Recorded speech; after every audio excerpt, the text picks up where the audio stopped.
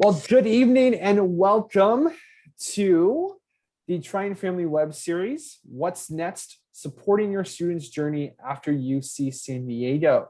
This is our third session of the spring quarter series. And tonight we are focusing on senior students as we talk with some alumni Triant Parent Family Ambassadors about how their students have been doing since they've graduated. However, we are welcoming all families, as we always do, to the Triant Family web series. I'd like to introduce myself. I am tonight's moderator. My name is Dan Perez. I am the program coordinator for the Office of Parent and Family Programs. If you've attended one of these Triant Family web series before, my face probably looks very familiar. I'm very excited to host tonight's panel because it's not only, I think, very important for all families, no matter what year their student is in at UC San Diego, to hear the perspective of alumni parents, but also because of the trials, the challenges, the obstacles that the COVID-19 pandemic has brought on so many different students and alumni. It'll be so valuable to hear how these experiences have affected recent alumni and their families, and how their families have continued to support their students. And now, supporting students' next journey after they graduate from UC San Diego can take a lot of different forms.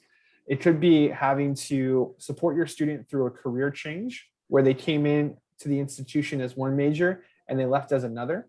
It could be supporting your student through postgraduate work as they work to attain a medical degree, a graduate degree, a teaching credential, or another postgraduate degree. Or it could be simply supporting your student as they enter their job, their career. There's an interaction I remember with a parent about 2 years ago that called me because she was worried that her son was stepping into a job too quickly, that he was trying to stay competitive and keep up with his friends who had all accepted jobs. And this job would take him to San Francisco and he would have to move and he would start work right after graduation. And she was proud of her son, but she wanted to know if it was okay to tell him that he didn't have to rush into a job just because it was the first one that was offered. And so support looks different for every family, for every student, in every situation. And it's one of the reasons why we're hosting tonight's panel, so we can hear the real perspectives and experiences lived by these parents and family members of recent alumni. And before I introduce tonight's amazing panel, we'd like to hear who's joining us. So we do have a few audience polls that we'd like to launch, just so we can get a better understanding of who's in tonight's audience. So the first poll we have is simply, is your student a first year, a sophomore, a junior, or a senior?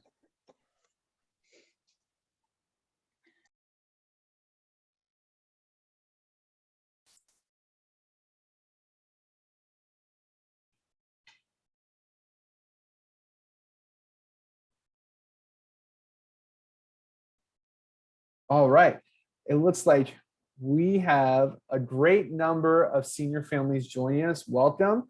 But we also have families that represent every year here at UC San Diego. So thank you so much for joining us tonight for this session. We've got another poll that I'd like to launch and see who's joining us. And this one is going to be about your student's demographic. So is your student a first generation student, meaning that neither parent has a 4-year college degree? Is your student a student with a dependent? So is your student caring or parenting dependents? Is your student a transfer student, an undocumented student, or none of the above?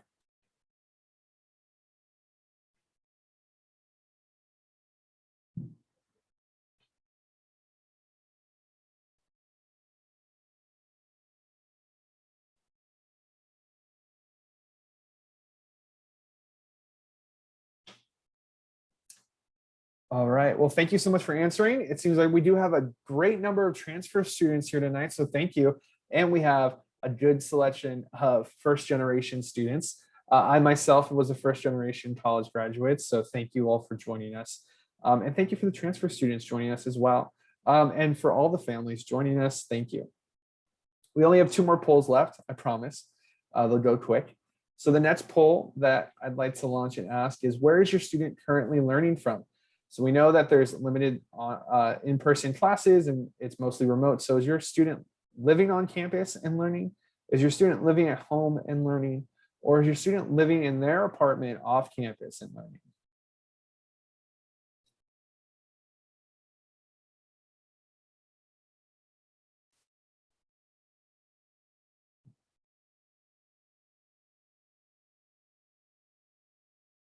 Okay, pretty much spread all across the board. But I will say that number one, living in their apartment, it made sense if we're working with families of older students who have moved off campus and are living a bit of a more independent lifestyle. So thank you for joining us. And our last question tonight is about you all. I'd like to know where you're joining us from tonight. So are you joining us from out of state? Are you international?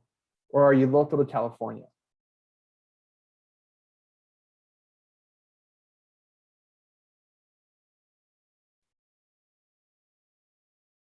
All right, very quick on this poll. So we have a lot of Californians. Thank you for joining us, but really a special thank you as well to our international folks who may be joining us from different time zones. And thank you to the out-of-state parents and family members that are joining us. It's so wonderful to be able to have and be able to provide programming that's accessible for not just those families in California and the San Diego area, but for out-of-state and international families as well. So thank you for answering and participating with our polling questions. All right, without further ado, I would love to introduce tonight's panel. We do have 3 family members of recent graduates joining us from 3 different majors. And I would like to start by asking Darlene if she would like to introduce herself and share some about herself and her student. Sure. Thank you for having me here tonight. So I'm Darlene Harris. My daughter is Julie-Ann Harris. She was a graduate in 2020. We are living in Pennsylvania, but not for much longer. We'll get into the questions and supporting how we've supported her. But in the next month and a half, my husband and I will be moving to Japan, and my daughter will be moving to Korea. So we can get into that later. But it's been quite the year. That's amazing. Well, thank you so much for sharing. And I will say this, good luck with the future move. Thanks. All right. I'm going to call on Rebecca. Rebecca, she may not have Hi. her camera on, but she is here. Hello there. Can you hear me? Yes. Yes. Thank you as well to extend an offer to me to participate in this. It's fantastic. My name is Rebecca Williamson. My daughter Laura, she walked into graduation in 2019, but she finished her classwork in 2020. So she did switch to Zoom online learning as she was completely affected by the pandemic. She did finish her coursework, graduated, obviously no ceremony per se, but during that time, or since that time, she has, she wanted to go to med school.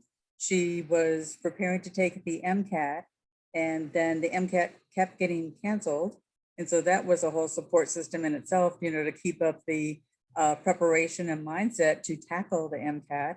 But I'm happy to say that she was offered a full scholarship, fellowship, complete med school for free through the University of California, Irvine School of Medicine. And that will be 8 years. It's a program called MD/PhD, and she'll be starting in August, September to going to med school. Oh, wow. Well, that's great news. Congratulations to your student. And again, thank you for joining us. And last but certainly not least, I would like to throw it to Barry to introduce herself. Hi. As I was drinking my water bottle, I realized UC San Diego mom. I've got my pen. My daughter Ansley graduated in June with mathematics, Bachelor of Science, and a minor in Japanese studies. So that's interesting. Darlene is moving to Japan. Ansley moved back her last quarter home. And of course, we had to pay for her storage unit, AKA apartment in La Jolla.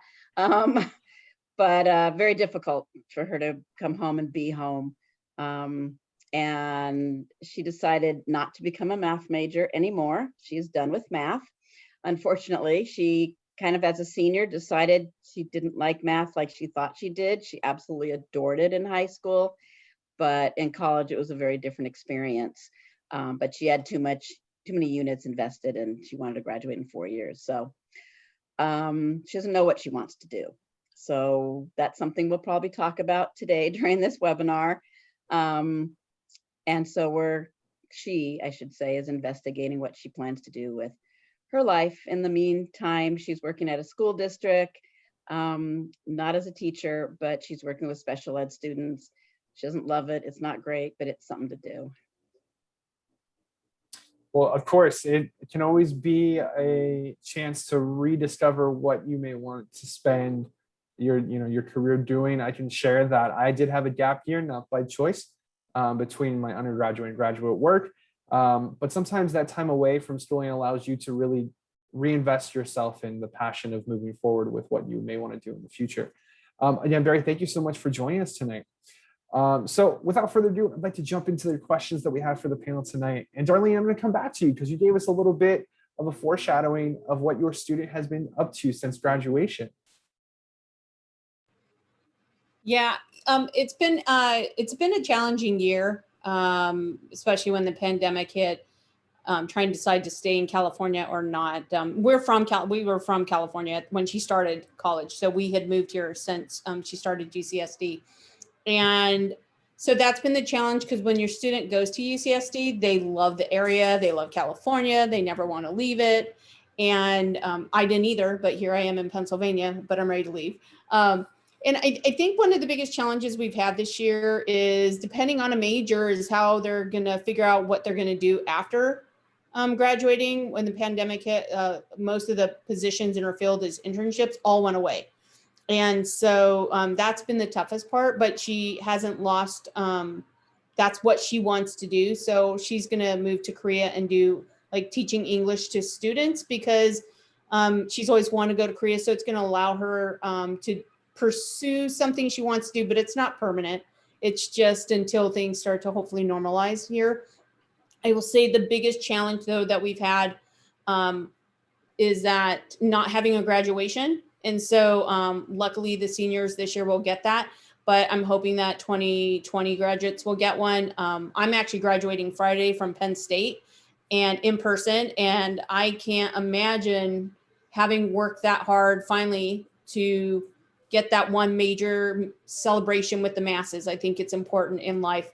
And for her, I think she needs that. I think all of our students from last year need that. It's a sense of closure to kind of complete and tie up in a pretty low bow the fact that you graduated college. The TV thing last year was not, it was anticlimactic for all of us, the family included. So I think the biggest thing, though, is that we've just been here to allow her to figure out where she wants to go in life. And just, I always remind her, like I do my son, you're not 25. Your brain hasn't fully developed. Your reasoning skills aren't there until you're 25. So please at least come to us with anything that you think is really important, and at least just let us be a sounding board. And I think that's the most important thing parents can do right now, is be that sounding board to allow your students to make mistakes. Heck, I made a ton of mistakes. Otherwise, I wouldn't be graduating on Friday. I would have done it 30 years ago. So I think that's really what's the pandemic has done, is we just need to be a sounding board for our students, because it's been a really tough year. Tremendously, and in a lot of different ways for a lot of different students and families. So thank you for sharing that. Now, Barry, I know that you had mentioned your student is currently in a role in which is more so temporary. Can you go more into what your student's been looking to do since they graduated and how they may end up in their current role? She has no clue. And, I am a teacher. I've been teaching for many, many years. And I know she doesn't want to teach, and that's fine. I've also done a lot of job development since the 1980s, and she won't let me help her with her resume. She won't let me help her, give her guidance and help her find jobs. My son, luckily, he's willing to always do that, but that's another story. I've tried to come up with ideas for her. I bought books. I've gotten books from the library when the library was open, about different careers that you can do when you have a math degree. Everybody wants to say, do you want to teach? And she's like, no. And again, she doesn't want to deal with math. but she still likes numbers and figuring things out. She loves forensics. She loves cryptology, I believe it's called. And she actually took a class at UC San Diego, which was one of her absolute favorite classes and absolute favorite professors, who was under the math program. And that was one of her last classes that she took her last quarter. Absolutely adored it. So at least she knows kind of what she's interested in to some extent. She also loves to write and loves to read. I've thought perhaps maybe she wants to do something financing or financial analyzing without too much heavy math, or human resources, perhaps doing some figurings, maybe for a publishing company. But again, she doesn't want to listen to me. We are in Southern California as well. We're several hours north of San Diego. It's very disheartening to spend so many years. And, I tell her, you've graduated from one of the best universities in the world, and people are going to look at that and say, UC San Diego math? Wow. But she needs to find her niche. And she kind of fell into the school district because her dad works there. So it was kind of like just something to do locally, and forget local, she was on Zoom. So she was helping out in a special ed classroom on Zoom. And then they recently went back a few weeks ago. So she spends several hours at the actual school in the special ed classroom. And then she comes home for a break, and then she Zooms for the rest of the afternoon. So at least she got a full-time job, but she knows she doesn't want to be in education. So at least that's good, I guess, that she's getting a feel for what she doesn't want. She does enjoy working with the special needs kids. So maybe some other kind of organization somewhere. It's frustrating for all of us, but I think if there wasn't the pandemic, she probably would be applying to a lot more places because there would be a lot more jobs. That's the biggest thing I think that we've all found. There's no jobs out there. It's really frustrating to find a good job. And just recently, they're finally at least opening up. So I'm hoping that she'll start finding something that fits her interest and her passion. No, of course. And like I mentioned, I am not a stranger to a gap year and that exploration and trying to find out what career is right and what path is right, and also what work it will take to get to that path. And Rebecca, speaking of that, it sounds like your student has found that path and is looking forward to a lot more schooling and a lot more work. Can you share on how your student came to that path and what that has looked like since graduation from their undergraduate? Sure. I fully credit UCSD not only for her undergrad education so solid. She had brilliant professors. She always had assistants or anything from the labs that she did research work in. She also helped to co-author academic papers that were published. And this all moved forward. She graduated summa cum laude from UCSD, but UCSD is where she learned about the free MD/PhD program. And it's so rare to even get selected for that program. It was amazing. I mean, I can't tell you how happy I am that she's going to 8 years of med school and she's doesn't have to pay for it. She gets a stipend, in fact, and she gets health insurance covered, everything. But UCSD is completely to credit for teaching her about the program to apply for it. She did apply to 11 different med schools.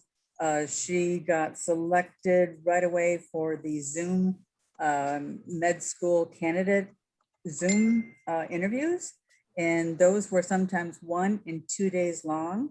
In the first round, you'd have to go a whole day on Zoom being interviewed about every nook and cranny of going to med school, biochemistry, chemistry, biology. One of the things that really helped her, though, secure her free med school was her MCAT results, because she took the MCAT, once again, had a few cancellations in there because of the pandemic, but she scored 523 out of a possible 528. And that's, at first I was going, oh, good, honey, that's so good, 523. And little did I know that 523 is an amazing score and that parents pay $6,000, $5,000, whatever, for their students to be tutored just to get up to even 518. And I grumbled a little bit, which is almost laughable now because I paid $100 for a Princeton review for the MCAT. And I go, honey, this is $100. And she goes, no, it's the right book for me, Mom. So, but at any rate, she did take the MCAT, and with her summa cum laude standing from UCSD, which we're so appreciative to the school. And I feel it was heavily weighted in her being selected for the fellowship, and also her MCAT, scores. And then just even working on campus, right now in a research lab, that all combined to help her to be selected for the 8 years of free med school. But of course the pandemic was just, it was very horrific. I think almost everybody, you had to kind of like fight back to where you were, because usually you just go take the MCAT exam, you start the process of applying, for the MD, PhD programs, which a lot of people don't even know about the free med school, offers, that if your kid applies for that, it's, of course, the competition is beyond fierce, but if you apply for that, it can completely help your child go through med school with no debt. But it was just a lot of struggle back and then keep on going and keep on fighting. And of course, her next 8 years are all set, but she is welcoming that, just completely appreciative to UCSD and then to the med school that offered her this fellowship. Wow, that sounds like a lot to navigate when your student's not having to combat what was happening with the COVID-19 pandemic. So congratulations on your student being able to Thank you. get into medical school and pursue her postgraduate degrees. The next question I have for our speakers, I think you've all kind of touched upon it a bit, but I would like to just get to the point is, how has your students' postgraduate plans been affected most by the COVID-19 pandemic? So Barry, I'm going to go back and start with you. Sure. Moving home, leaving her friends, leaving her apartment, no final anything, as Darlene said, no graduation. We went to the park, she had a cap and gown, we filmed everything, we sent it in plenty of time, and she was left off. So as horrible as it was for everything going on and sitting in front of our TV set, watching her graduation and showing all these other kids throwing their caps, and we just kept looking and looking and looking, and she was never there. So that was heartbreaking, because that was like a teeny little bit of graduation that she never got. We took pictures. We got the sign, which was nice. She was in 6th college, so we got a 6th college sign, which is still in my backyard. I kept it, and that was nice. She decorated her cap, but still just missing so many pieces. And then having to move home after being away for all 4 years. She did the apartments for 2 years, and then for 2 years lived with friends off campus over by the mall. And having to come home and deal with her parents is tough. I want to do what I want to do when I want to do. I'm 22 years old now. If I don't want to do my laundry, fine. If I don't want to eat now, fine. So that's a very difficult situation. She would love to move out, but that's not happening anytime soon. So it's been a challenge. And again, like I said before, just no jobs. There's no jobs. It's just very, very difficult to know even what she wants to do, but even if she could find something. So that's why she grabbed this at the school district. At least it was close by, and it was some money in her pocket that at least she could save. I will say that dynamic shift, I am not a stranger to that either. I remember moving home after my graduation and my mom talking about instituting a curfew at midnight. And I was like, well, I've been away for 4 years. That's not going to happen. So there is that shift, right? There's that we have to establish new ground rules. We have to see what works for both parties and how do we come to a mutual understanding. I did not ultimately win a no curfew at all conversation for a few months, but it was definitely some growing pains. Rebecca, can you comment more on what may have been the largest or biggest challenge for your student combating the COVID-19 pandemic and their post-graduation plans? I think just even not being able to go to the med schools in person, to tour the campuses. There was no touring of the med schools that she was interested in. Also, just the whole, she's very sensitive. And I think the whole process of seeing so many that did pass and so many, we had family members that had COVID, she had to live through that, and also learning about, staying away and isolation and things like that. Her father had COVID, and that in itself was like, no, you can't come here, for, however long it was. That was last fall.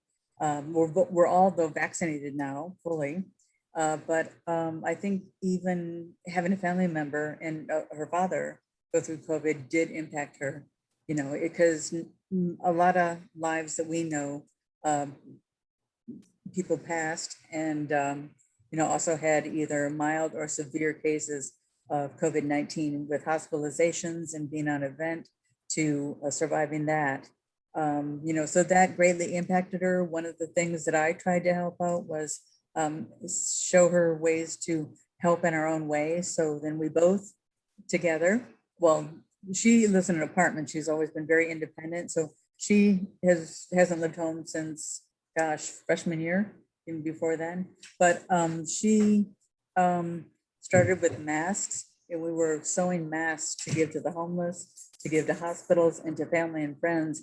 I knew that masks were greatly needed a certain period of time, but that corporations would take over pretty soon because it was a moneymaker. So we sewed masks for the homeless and helped in our own way that we could. She didn't have time to go and volunteer to give, the vaccinations or even to conduct the COVID-19 test. When she was in her freshman year, she also went at night to a nurse's aid class. So she was literally in UCSD first year, doing great, and then also taking a nurse's aid class at night.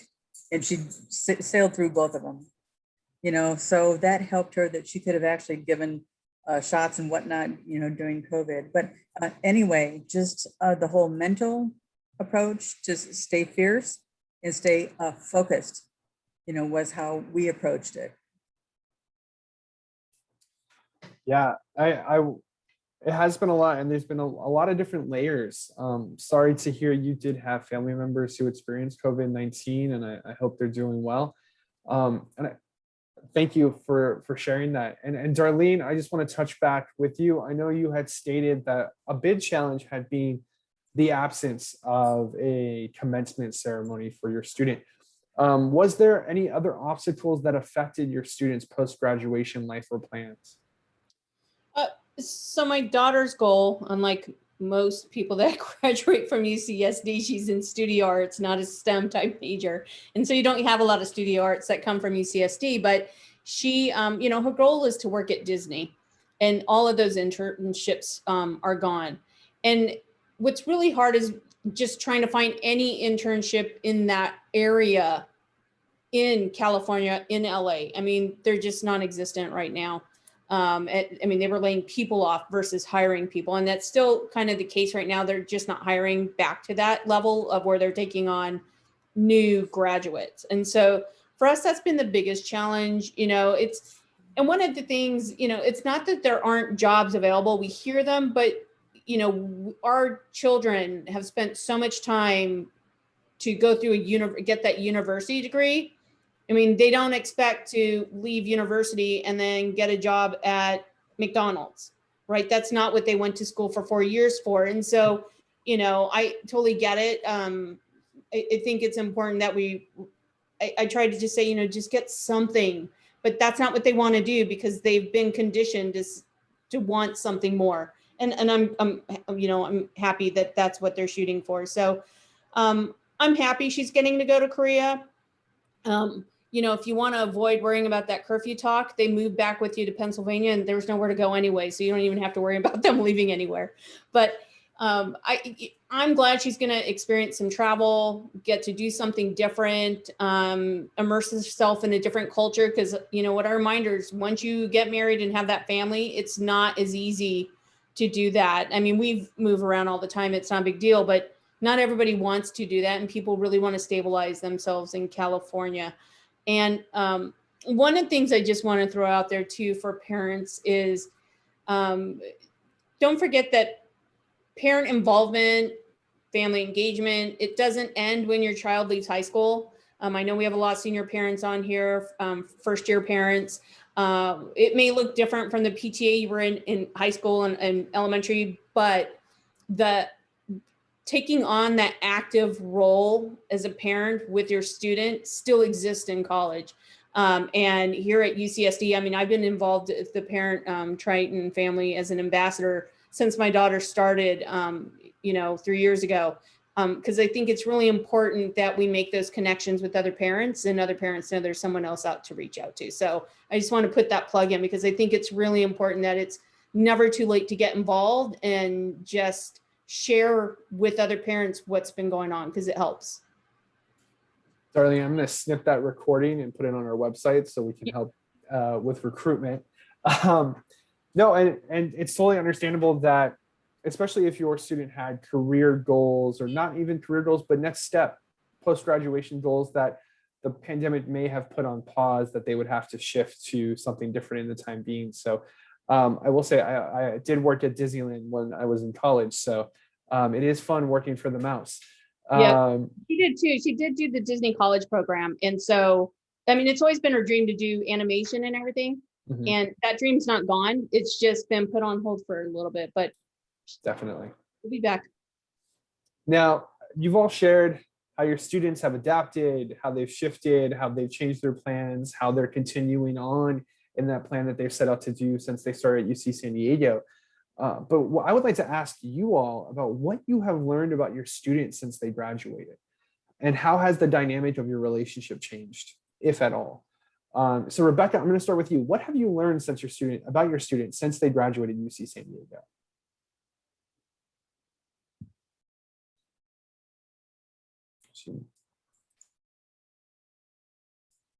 Are you there, Rebecca? There you go. Sorry.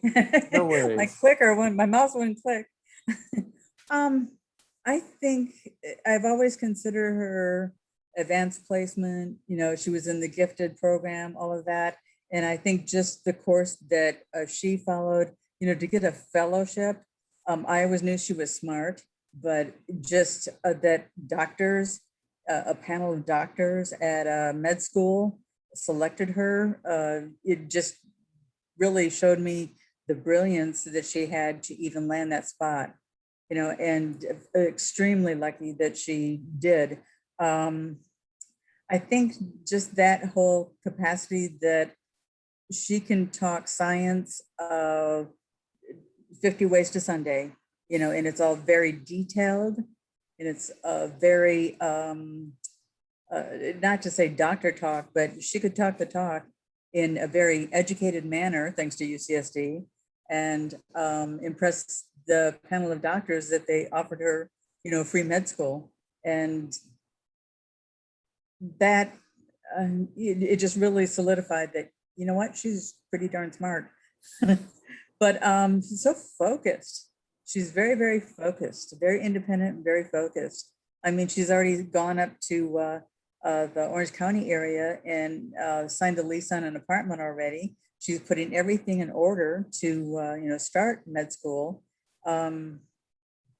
She's just so disciplined as well. Just so disciplined. And that taught me, like, oh my gosh, I always knew that was true, but just everything's unfolding for her to do med school.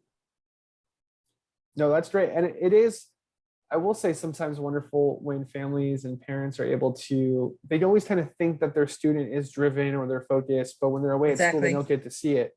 And when they graduate and they get to see it in person, I know it must be a proud moment.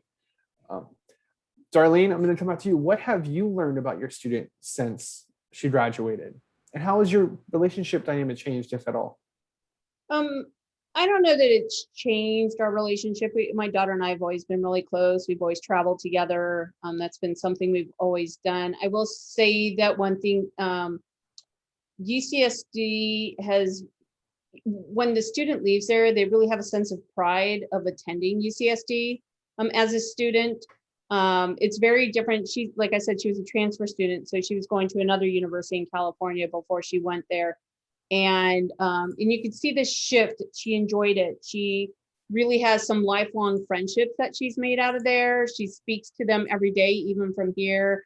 She's flown back a couple times to San Diego to stay with them. And so she's very independent anyway, because we're a military family. And so moving around, she always had that sense of independence. But she's really created a family from UCSD, and I'm really happy for her, because I think it's important to have that going into adulthood and having those relationships. And so she's really kept that.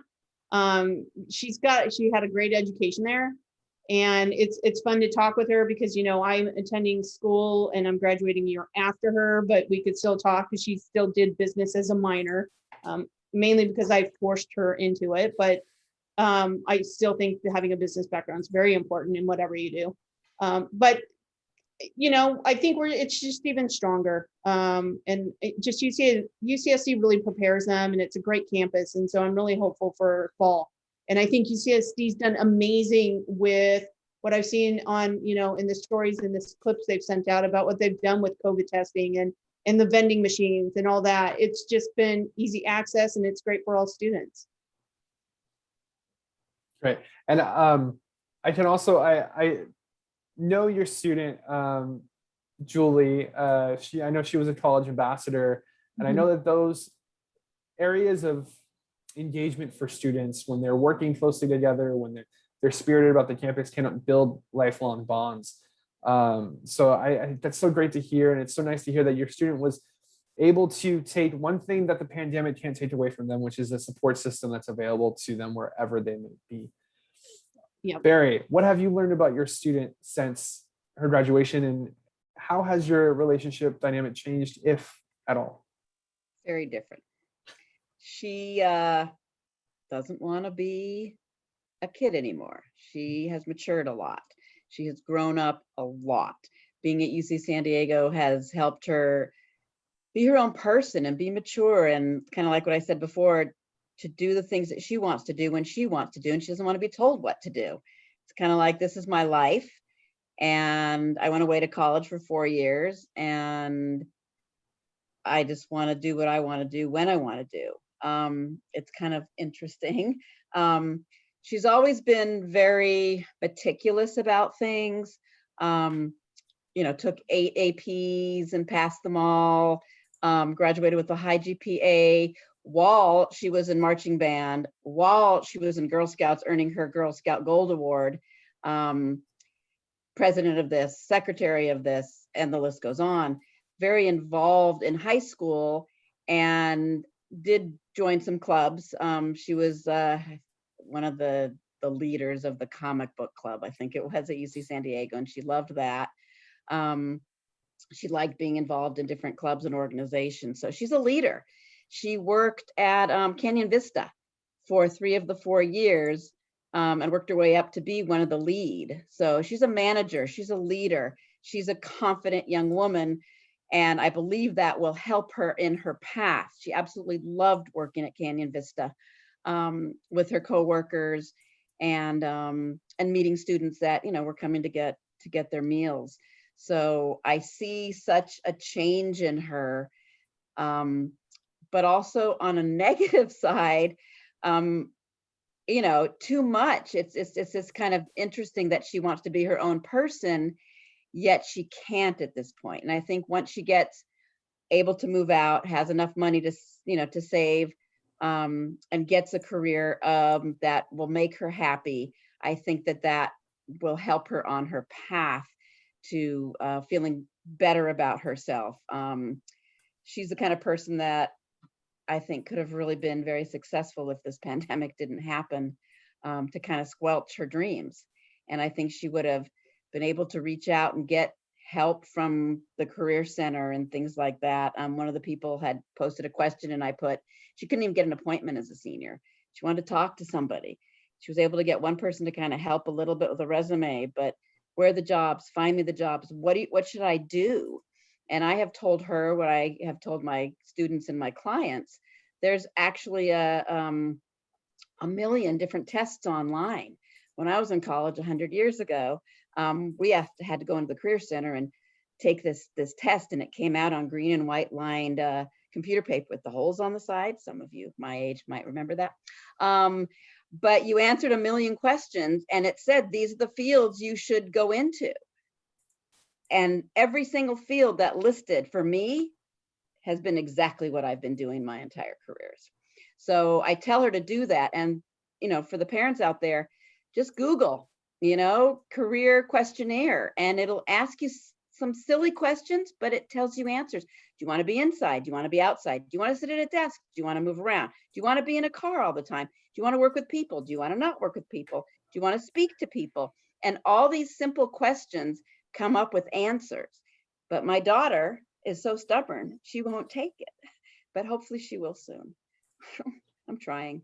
Our dynamics has changed because she's kind of grown up, but again, she's still only 22.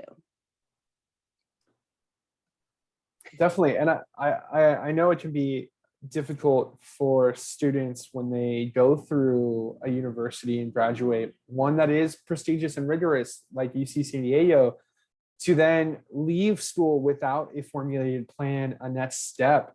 It can be difficult for them to reach out and ask for advice or help because they feel like they need to do it on their own, because sometimes they may feel they have to prove it to their family, their friends, or sometimes their self that they're capable of doing that. But as I always work with students and families, I always praise that support is not a weakness. Asking for help is not a weakness. That's why I'm here as a professional to support parents and families. That's why families are there to begin with, and support systems to lift people up when they need it and to help them. I would not be where I am today without the connections or networking or somebody reaching out a hand and opening a door. And sometimes that's where you find the best spot to land, is because of an opportunity someone brought to you that you never knew existed in the first place. So I really hope, Barry, that your student finds something in the meantime. And I hope that once the pandemic is over, it does open up a lot of other doors. And I know that we've had a few questions about advising, career connection, and I want to let everyone know that that is available through the Career Center. It's virtually right now when it comes to either career coaching, if it comes to resume advice, if it comes to searching for a graduate school, but also for our alumni. Trines Connect is a great place to start with connecting and networking. It's basically UC San Diego's own LinkedIn network, where it connects students and alumni together. We are now going to be moving into inviting parents to come together so that they can meet other parents and stay connected and informed on what's happening at UC San Diego. But also the alumni has a lot of different offerings for, I would say, professional development networking and also career exposure as well, be it through Trying Tabletops, Take the Trying to Work, a lot of other events. So I want to say, if anyone has a question about that after tonight's session, please email parents@ucsd.edu. I'll be more than happy to provide a list of all of these resources, events, and how your student or alumni can get connected. Darlene, is there anything you would like to comment about how maybe your communication with your student has changed or shifted? Yeah, one thing that I found has been really important with our students, the ages they are, is that communication has changed over the years. It's become very more social media, all these apps and everything they're using. And so I think one of the things is I've been very fortunate being a student and being the older student, and they're all my daughter's age and a little younger, is that their version of communication is very different. And I think as a parent, we just need to learn to communicate differently with them, because it's not like it was 30 years ago, right? It's very different. And I think it's important for us to take the time to learn what that means on how they want to communicate with us as well. or find a different way to communicate with them.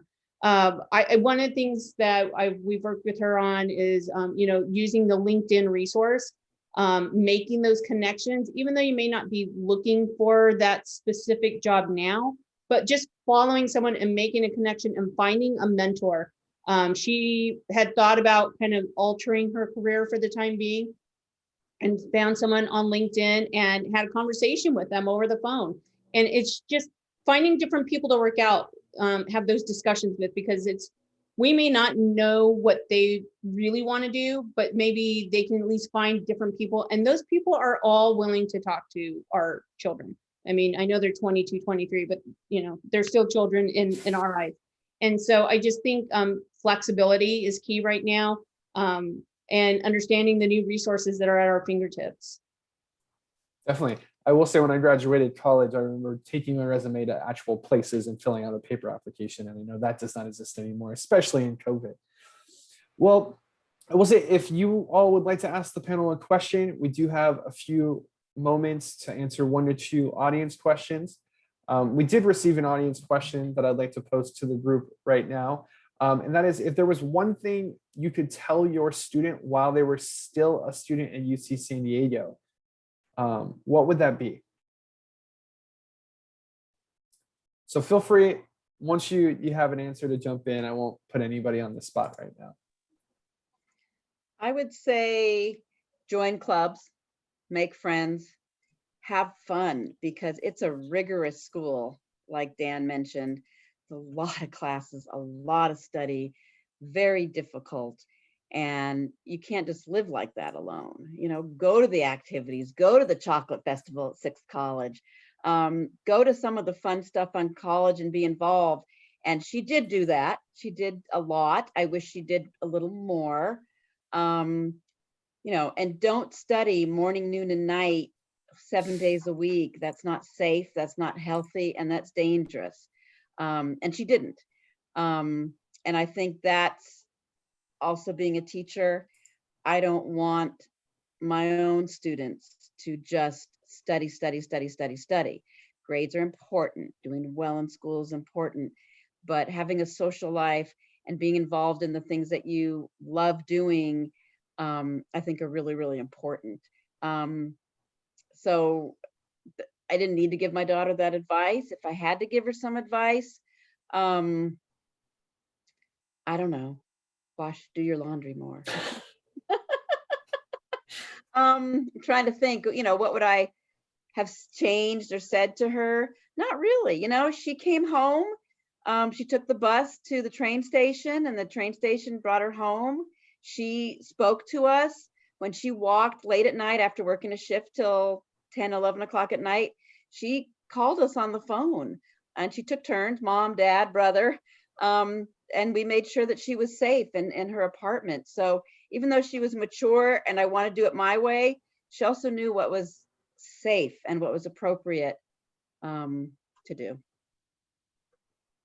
Thank you for sharing that, Barry. Darlene, I see you're unmuted, so I'm going to let you share. Well, I just asked my daughter, because I was thinking, like, what could have I told you that would have been helpful? Because, she did the sorority, she did the campus ambassador, and she had a fun old time in college and did really well. And I'm very proud of her. So I said, well, what could have I told you? And she goes, you could have told me to go to more office hours. So that was about it. I mean, I even went to visit her and stay with her and had a good old time. So it's like I was right back in college on campus. I just experience that part of life while you can, because there's this real adulthood aspect that happens afterwards, right? And they don't, when my daughter graduated, she's like, okay, now what am I going to do? Now I've got to be an adult. And that's really how they think about it. But make that 4 years fun and learn and get the best education you can, but have fun while doing it. I mean, my problem is I had too much fun, which is why I'm in college now. But there's this balance. And so balance it out and do it all. Take advantage of your opportunities. And that's the best advice I can give. Thank you. Rebecca. Yes. It would be a fallacy to say that my daughter only studied. She's quite frankly naturally gifted. so that if someone had a fallacy that she just studied and overstudied, she was disciplined, she was organized, and she had a life besides UCSD, but she blended everything. She had, friendships that she developed, just everything. Rock climbing, fitness. Fitness was always very important to her because she understood, a fit body is a better body to operate with and to take on the, rigorous classes that are at UCSD. But it came natural to her. I didn't ever have to get on her back to study. It was just, she was focused, fun-spirited, focused, had friendships. I volunteered, through the Triton family events even, going down there and helping in one way or another. So I was involved, but I also had sort of scouted things out for her. And sometimes she naturally found out about them, about the MD PhD program that she found out about at UCSD. And that was fabulous. That wouldn't have even happened if she wasn't at UCSD. But she's always been a blend of fun-spirited, extremely focused, and a good student that comes natural to her. So, but UCSD was the exact right school for her to go to. In all of the programs, she did office hours. I had already found out about office hours, but she found out about it as well. So she was naturally reaching out and curious, what resources on campus can I participate in? So, but she didn't just always study. It wasn't always just, some image, a stereotype of, oh, she overstudied too much and blah, blah, blah. No, it came natural. So. Oh, definitely. So it seems like there may not be much that you would go back and tell your student, but you did mention fitness. And I will say, if there was one thing to tell my undergraduate self, is that maybe eat a few less burritos, even though they're very good in San Diego. Well, I wanted to say thank you so much to my panelists for joining.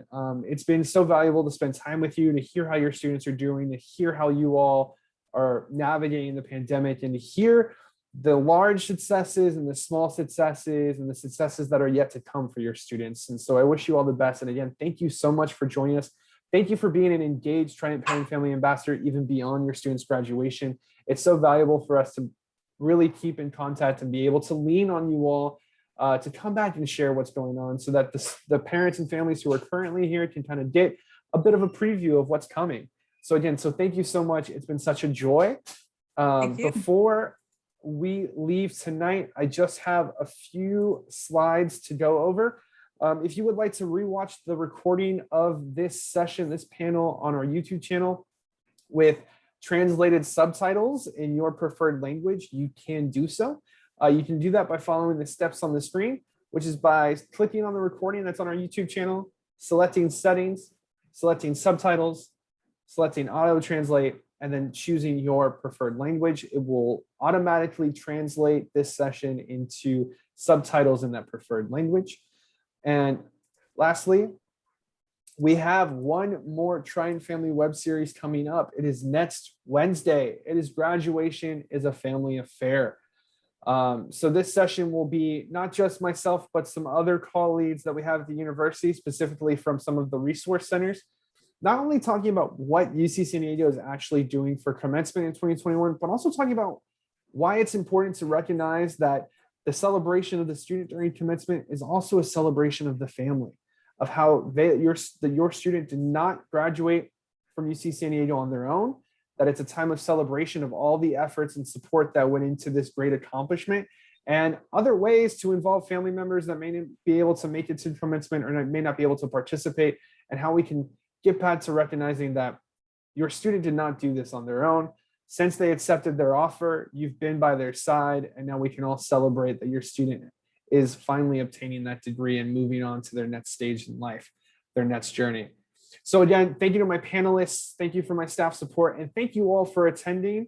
Have a wonderful you. night. And again, if you have any questions you'd like to ask or didn't get answered during tonight's session, please feel free to email us parents@ucsd.edu, and we will ensure to follow up and provide any resources we can.